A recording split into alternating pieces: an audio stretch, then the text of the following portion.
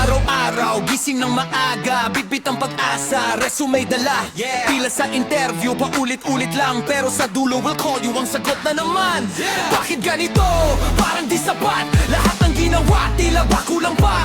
Puso ko'y pagod, pero di susuko, kahit ilang beses nang nabigo. Ang hirap maghanap ng trabaho sa Pinas, ang daming requirements, ubos na ang oras.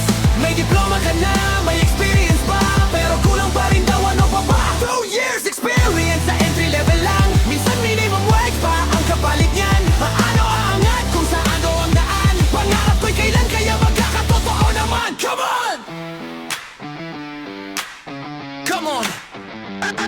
NBA, SSS, PhilHealth at pag-ibig, limited clearance, parang walang katapusan. Ang pilit, may exam, may interview, may final interview pa. Pagkatapos ng lahat, we'll update you na lang pala. Resume updated, cover letter ayos, lahat ng certificate, kompleto sa folders. Nag-online apply, walk-in referral ba? Pero inbox ko puro unfortunately ang dala.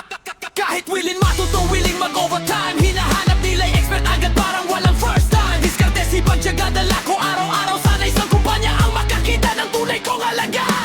Hindi ako tamad, naghanap lang ng chance, isang oportunidad para sa bagong dance. Alam kong darating din ang tamang panahon, kakapit lang ako kahit mabigat ang hamon. Ang hirap maghanap ng trabaho sa Pinas, ang daming requirements, ubos na ang oras. May diploma ka na, may experience pa, pero kulang pa rin daw, ano pa ba? 2 years experience sa entry level lang, minsan minimum wage pa ang kapalit niyan. Magwano aangat kung sarado ang daan? Pangarap ko'y kailan kaya magkakatotoo naman? Come on!